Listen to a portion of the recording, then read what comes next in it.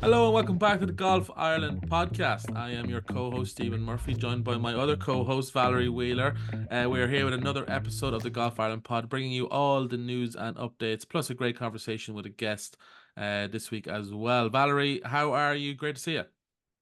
Good, yeah, flying it as usual, flat out with the GA, Stephen. Nothing changes each week. It's football or hurling. So we're kind of at the business end of the league now, and championship is fast approaching. Fast approaching. I know, yeah, the GA, it's only going to pick up speed basically every week now, isn't it? Just it intensifies. But I saw Limerick last weekend. That's a big deal, right? Is it?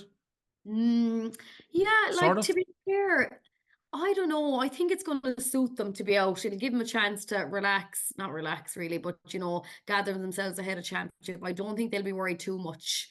If I'm being totally honest, I think it might suit them that they're out and that they get a chance to prep for championship. Go down to Darren Manor for a week, relax, like everyone does, right? We all do that.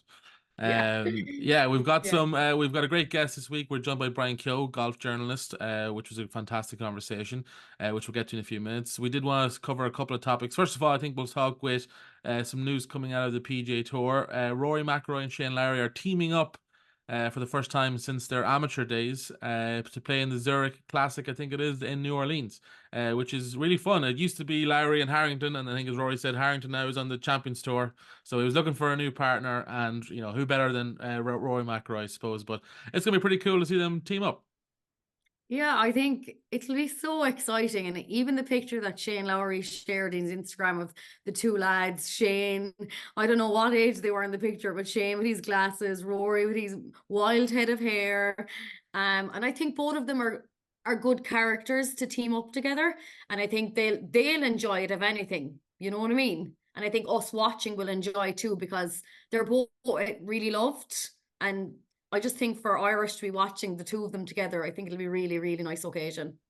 Yeah, you want to talk about two glow ups from their Yeah. teen years. Larry and Rory are two good. I suppose living in Florida will do that to you. But yeah, no, it will be fun. I really enjoyed how their friendship has sort of blossomed the last couple of years, and I think Rory said, they were having a bit of a drunken lunch, I think it was, and the topic came up, and that's how they had the conversation to join up teams. So, yeah, look, it'll be a week where in the grind that is the PGA Tour, I'm sure they'll be looking at that week as in like, let's have a bit of fun. Let's enjoy it and have a bit of crack. And that's, you need that too, as well as the Masters, where they're going to be, obviously super determined and focused. So that's really exciting. I'm really looking forward to watching that. Also, our last bit of news is that I think Bundy Aki, obviously Irish Rugby International, in celebrating their amazing Six Nations win, decided that he would take a couple of divots out of Peter O'Mahony's lawn. And Valerie, no one loves their lawn more than Peter O'Mahony. I think we can all agree with that.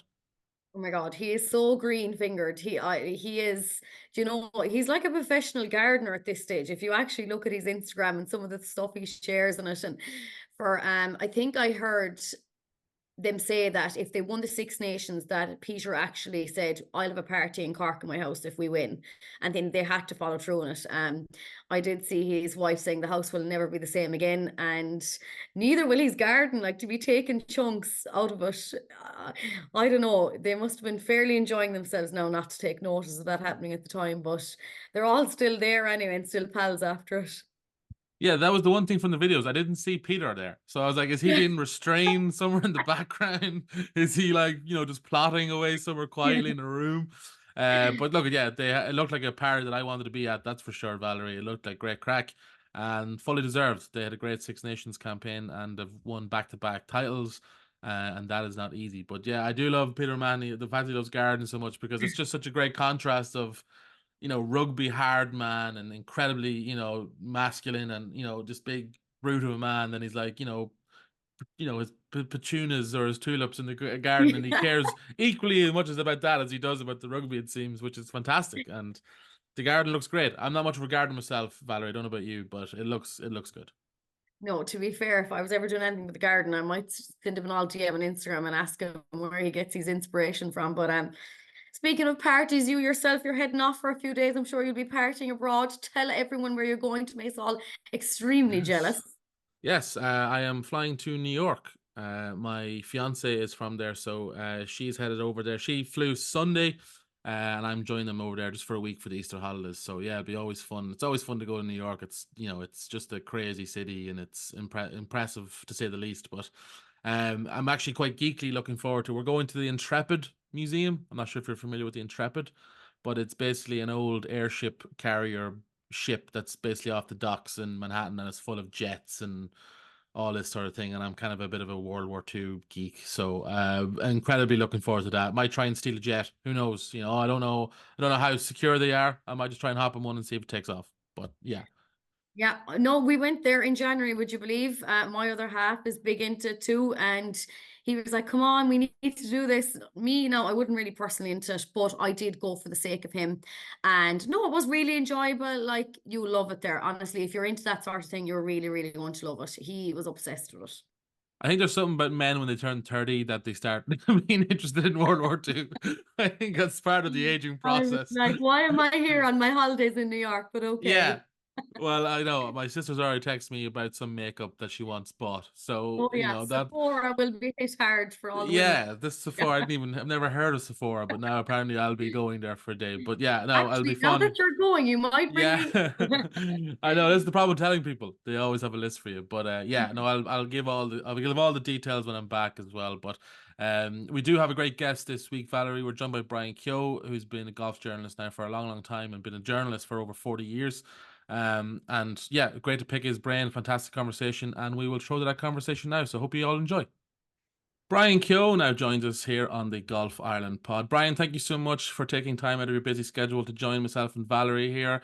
How are you? Very good, thanks. Very good. Yeah, it's been a busy day already. Yeah, I was up in Sea Point for the launch of the Irish Legends this year. So Paul O'Ginley was up there and increased prize fund for that this year, which is good. All part of the Ryder Cup legacy, the money filters down and goes into those tournaments. So, those things are important. So yeah, I think it'd be 400 grand this year when the event is played. So, an extra 100,000 for the boys to play for up in Sea Point, which is a great links course. Definitely, nothing wrong with that. It's a busy time of the year, Brian, for yourself. Obviously, the start of the Irish amateur season is kind of kicking off now. The Masters in professional golf is coming up, which obviously is the highlight of a lot of people's calendar year in golf. Do you still get excited about this time of year? With your career as well, you've been doing it for a few years now. So is it still exciting you every year to get stuck in? Yeah, it is. Yeah, it's nice, when we in the West of Ireland Championship comes up, that the season is well and truly up and running, but it never really stops. I mean, the pro game just goes on all year round. There's always stuff happening. Obviously, there's a lot of interest in what's going on in pro golf at the moment with Live and the PGA Tour and all that. So, that keeps us going all the way up to the middle of December and when they get back out again in January. So it never really stops. But yeah, with the amateur game now, starting pretty much, this week and the Masters coming up in a couple of weeks, it starts to get busy and it's great to have the old fixtures downloaded in front of you there and you can see what's coming up and you start to make a few plans about where you might go. Do you ever get some time to maybe play yourself, Brian? Do you get out much? I don't play as much as I should. I mean, I used to like to get out and play a bit more often, but I find that I play, you might play 10 times a year, and six of those will happen in March, and the other four will happen in sort of late October or November or something like that. So during the year, it's easy to make excuses not to play because there's so much going on. So, it's pretty much a 7 day a week operation with amateur golf and pro golf and everything that goes on that it's difficult to make time to play more often. But I do try to sneak up and up to the Grange, say, and play a few holes, or certainly have a little chip and putt around the place for a couple of hours on the odd day when I'm not quite as busy. Brian, talk to us about what made you want to get into journalism, and then eventually, obviously, what made you decide to cover the sport of golf. Yeah, well, I mean, it's been in the family, journalism. I mean, ink was in the blood. My grandfather worked in the printing sort of trade for a while, and my father was a sports journalist. He worked for the Irish Press for the first part of his career, and then worked for the Daily Mirror for another 30 years after that. So, I spent my life going to sporting events with him. When you're a small kid, my mother would say, "Look, would you bring that kid out, bring him to a match?" So I found myself sitting in press boxes from from a very early age, watching soccer and rugby and Gaelic and hurling and going to athletics meetings and you name it really, you know, boxing matches and whatever, you know, acting as a runner maybe for my dad back in the day when they'd type up the copy at ringside at a fight and it would be phoned, you know, from somewhere quieter, you know, in a hotel somewhere, and you might get those little jobs, you know. So that's how I started. You know, I started writing stuff. You know, it's more than 40 years ago now. You know, when I was about 16, he says, "Do you know, do you fancy doing a little report or whatever?" And you might get to do, you know, 4 or 5 paragraphs on a League of Ireland match or something like that. And I built up my freelance career from there, really. You know, with all the different the Irish papers covering, you name it, from you know League of Ireland soccer and rugby and Gaelic to, you know, athletics. You know, you might be out at a half marathon on St. Stephen today or something like that, or a BLO event in Skerries, or a cricket match in the Phoenix Park. It could be anywhere from one minute to the next. So that's where it started. You know, it was kind of in the blood. He said, "Look, you're not gonna make any money at this game, you know." But you know, I unfortunately didn't listen to him, and here we are. And then you obviously started the career in journalism, and what brought you to mainly focusing on the golf? Yeah, I mean, I lived I around about 1989. I moved to Spain, and the Olympic Games were coming up there, so I was living in Barcelona. I lived there for you know nearly 10 years, and I was writing about you know soccer and the Olympics and what was happening in the build up to that. And there was you know quite a lot of interest in cycling at the time with Miguel Indurain and people like that. So that kept me busy, and I came back in you know at the end of the 90s, and I started writing a lot of golf for the Irish Sun. And you know, it just started from there, really. You know, I'd obviously done a little bit of golf, you know, beforehand, and I'd always played and loved the game. So when the opportunity arose to cover a bit more golf, I started to specialize in golf, really. Just from there, there were fewer nights in St. Patrick's Athletic and the Carlisle grounds, and a lot more trips to golf tournaments. So it's really been the last sort of 20, 25 years that I've been, you know, focusing more on the golf, and been a pretty good era for Irish golf, you'd have to say. I've picked a good time to focus on it. I've always been curious about this, Brian, and you're the perfect person to ask this. As you said, you've been doing kind of journalism for 40 years. How has media landscape changed for golf over those 40 years, especially with the emergence of, you know, websites and the internet? And also, has the demand of the audience, has the want of the audience changed in that 40-year span too? Yeah, it's totally changed. I mean, you know, obviously we started off, the newspapers were all hot metal, and you were phoning copy takers, and you know, you were typing up your stuff on long rolls of paper, and you know, flitting around from one newspaper office to the next with your carbon copies of your stories and whatnot. You know, right into the digital age, you know. So it started off with you know, very basic laptops with maybe, you know, 1 megabyte of memory on them, trying to attach acoustic couplers to public telephones and transmit results and things like that. And, you know, right into, you know, when email started, and now, you know, we're writing, you know, directly into the page. And there's far more interest in, far more focus on the digital landscape now. You know, you're writing for the internet, and you're also writing for the paper. So you've got to satisfy all those audiences. And obviously the newspapers are, as you could probably notice now, getting more into, you know, podcasts and vlogs and things like that. So much more immediate, you know, much more use of social media and Twitter and things like that. So it's yeah, it's much more fast moving, and you know, not as much focus on the print side of things, which so many of the younger, you know, readers, you know, now, you know, read everything on their phones. Building a career in journalism, like it isn't easy. Like I'm probably at the start of it compared to you now, Brian, and trying to build up a rapport with players and the players getting to know you. How quickly did you find that happening for you? Like they know you now and they know what you're looking for. And how did you find all that? Yeah, I mean, it was interesting, you know, it depends on, there's a difference between maybe the pro game and the amateur game, the professionals, you know, you have the word, you know, PEST printed across your forehead, because they tend to see you after every single round of golf when you're focusing on the Irish players. So good, bad, or indifferent, they've had to speak to the media, you know, all their lives, you know, from the amateur game all the way through into the professional spheres. So, you know, the Irish guys are particularly good because they've been doing it from the age of, you know, 15, 16 at, you know, Irish Irish boys events and Irish championships all the way through. You ask Padraig Harrington or Paul McGinley or any of those guys, they've been looking at the same faces now for more than 40 years. So we're familiar faces to them. So yeah, I mean, I love the amateur events. Guys are always happy to talk and chat, and it's very relaxed. In the professional game, obviously more demands, on people on the time of people like Rory McIlroy and Shane Lowry and people like that. So that's a little bit not as much time with them, but nonetheless they're always there when you really need them. Good. And do you think because you're Irish, they try a bit more to give you that time and they Yeah, know?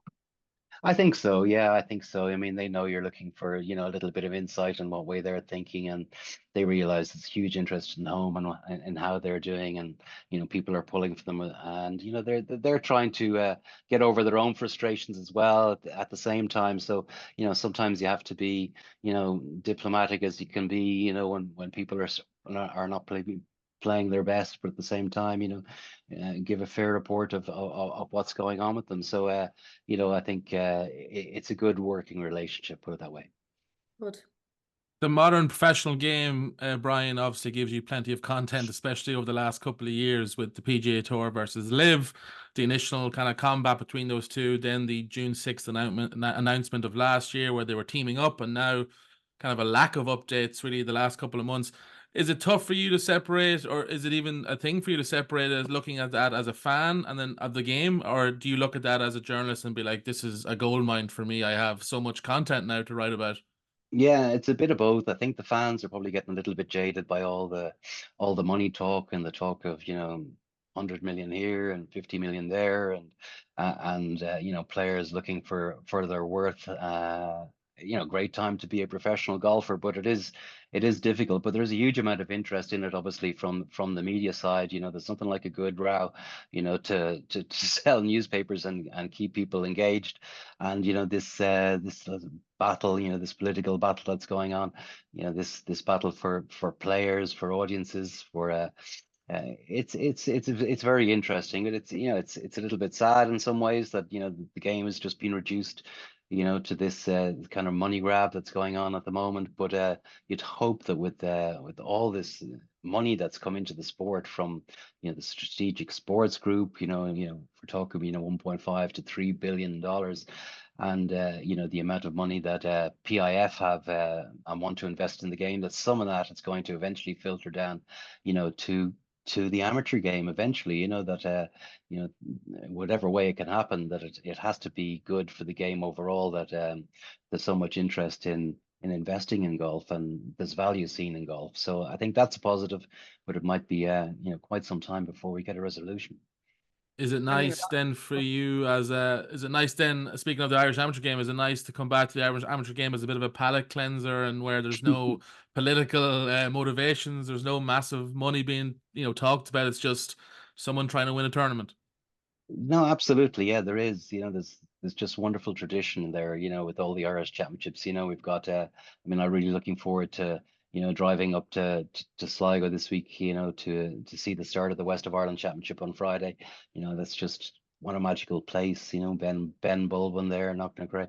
It's just a wonderful tournament with great history. We've already had 100 West of Ireland Championships in, long may it last. So that's wonderful to see. But as regards to the money element of things, I mean, that Ryder Cup money that's going to be coming into Irish golf now over the next few years, the legacy money that's going to be distributed, that's going to be important. Golf Ireland referenced that, when they had a little media get together, last week, that the Ryder Cup only comes around once in a blue moon, and it'll move on. But the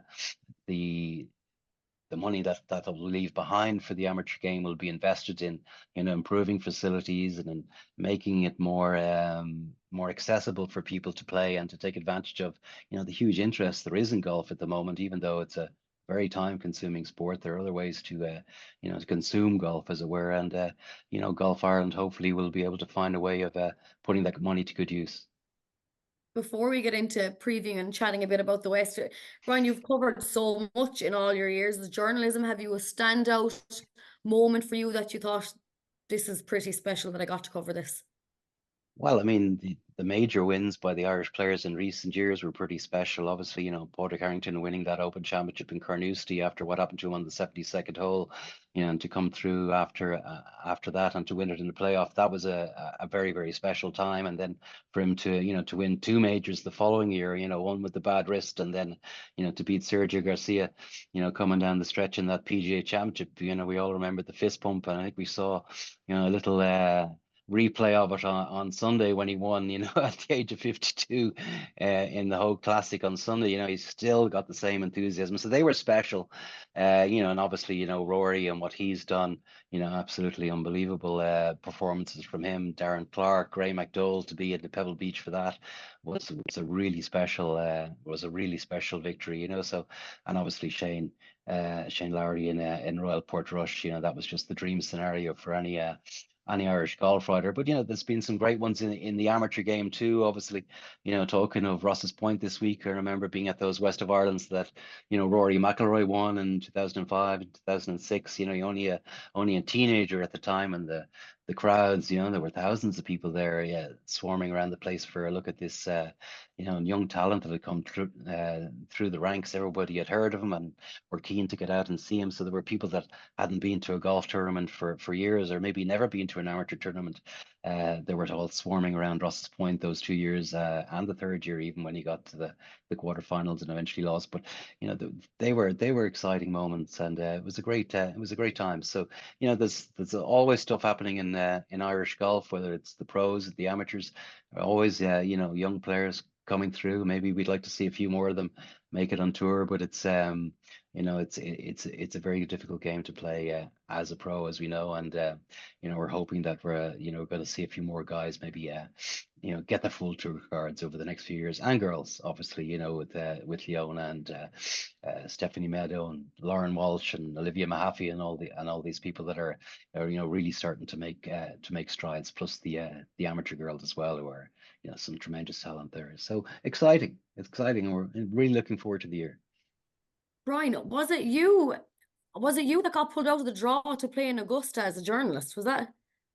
Yeah, well, there's been a few guys over the years, a couple of people I think have even been out a couple of times, but yeah, I think I went to my first Masters maybe in I think it was Rory's first one, so whenever that was, 2009 or 2010, I think, and you'd put your name in the hat during the week, and they'd have the draw on the Saturday night, and there'd be a ticker tape going across the bottom of the scoreboard, or just pasted it up beside it, actually, in the older a few years ago when it was all done manually. And sort of the first few years, oh, it didn't come out this year, well, just as well, and no golf clubs, no shoes, so probably busy, and hopefully there's an Irish winner. I'll be busy on Monday and I'll be too busy to play. But I did come out of the hat in 2013.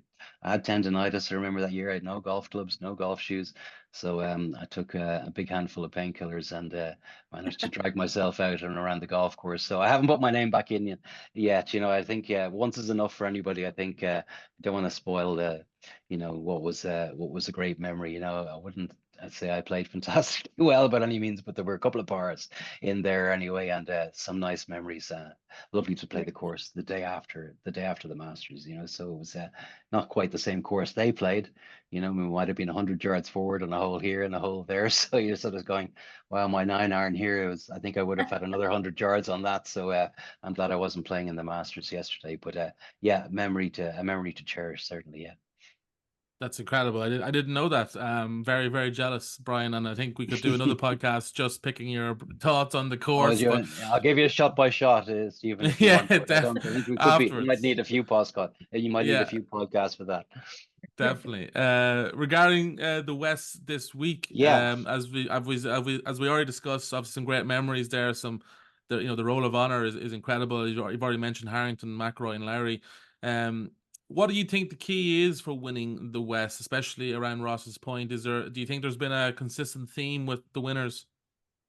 Well, I mean, you've got to be able to tough it out in tough conditions generally. I mean, you might get the odd year when the weather is fine and sunny and it's not too cold, but there's been other years when people have been, nearly dying of exposure up on that second tee with the big queue of players waiting to go off. There might be three groups standing there, so it's a marathon. I mean, it really is a marathon, and they're back to the traditional format this year. 2 rounds of stroke play and 64 in the match play. I think, the local people especially, they really welcome that because, they love to see a few of their players, either from County Sligo Golf Club or the surrounding clubs or the Connacht men that they maybe know a little bit better, get through the stroke play, and who knows, they might be able to take down one of the internationals in the first round of the match play and go on a bit of a run. So there's that Sunday you get a nice crowd out, and if one of the guys manages to get through a few rounds and gets towards the last 16, there's a real buzz around the place when one of the local guys is going well. We had Barry Anderson win a few years ago. That was a tremendous win for him. So it's an exciting event, but the match play is so unpredictable, and the course is so demanding, especially coming down that stretch into the wind quite often, that it can be a very, very memorable week, and with all the great winners that they've had there over the years as well, just to get your name on that trophy alongside the McIlroys and the Lowrys and the Harringtons and the people like that is it's a very special moment for them, and it's wonderful to be there to see them enjoy that. All right, Brian, can you predict who is going to win this weekend for us? I need a name from you. Well, it's difficult to pick, isn't it? I see we've got a few of the high performance players anyway playing. I wouldn't be surprised if we got a surprise winner this year, really. With the format the way it is, back to the old 64. There's going to be a few of the big names heading home. But I think you got to look at really the big guns again. Your Matt McLeans, your Hugh Foley's, Peter O'Keefe's. People like that, Colin Campbell, they're the guys that, have consistently performed in championships over the years. They're experts in match play. They know how to get it done, even when they're not playing very well. So it's very difficult to pick out a name, but certainly I think, one of those guys is going to be up there come Tuesday. That's great. Thank you very much for that, Brian. Look, we've kept you here long enough, Brian. Thank you so much for the discussion. I really, really enjoyed it. My I'm sure pleasure. Valerie did too. Enjoy Sligo this weekend, and everyone who's going, enjoy it too. And yeah, thank you very much, Brian. Appreciate it. No problem. Always enjoy Sligo. Thank you, Steve. Thanks, Valerie. Best Thanks, of luck Brian. with the podcast. Thank you. Thank you. Thanks again to Brian Keogh there for joining us on the Golf Ireland pod. Fantastic conversation with him. We'll finish up with some news around the world as always. We'll start with the LPGA. Leon Maguire had a tied 13th finish at the Firhill Seri Pack Championship. Great week there for Leona. The Ford Championship is on this week. It's in Arizona with Leona and Stephanie Meadow both in the field. In the race to the CME Globe, which is the season-long race in the LPGA, Leona is 31st with Stephanie Meadow in 53rd. On the PGA Tour, Seamus Power had a tied 26th at the Valspar, in contention there leading on the Sunday, but finished at tied 26th. No Irish player in the PGA Tour this week in the field. On the DP World Tour, Shane Lowry was at the Porsche Singapore Classic last week and finished tied 29th. On the race to Dubai, Rory McIlroy currently leads that with Tom McKibben in 21st. On the LET, there's 2 events in Australia for Lauren Walsh and Olivia Mahaffey from the 29th to the 31st of March and the 5th to the 7th of April. The New South Wales Women's Open is this week on the LET, so best of luck to Lauren and Olivia. And then finally on the Challenge Tour, Gary Hurley finished tied 16th and was the best of the Irish last week at the Kolkata Challenge after a final round of 66. The next events are in the United Arab Emirates from the 18th to the 21st and 25th to the 28th of April. Jonathan Caldwell, 26th on the road to Mallorca, which is a season-long Challenge Tour competition. Conor Purcell, 29th, and Gary Hurley in 41st. The top 20 in that season-long race get automatic DP World Tour cards at the end of the season, so plenty to play there for Jonathan, Conor and Gary, and best of luck to them in their drive for that. That sums up this week's episode. Thank you once again for listening. We hope you enjoyed the chat with Brian, and we will see you next week.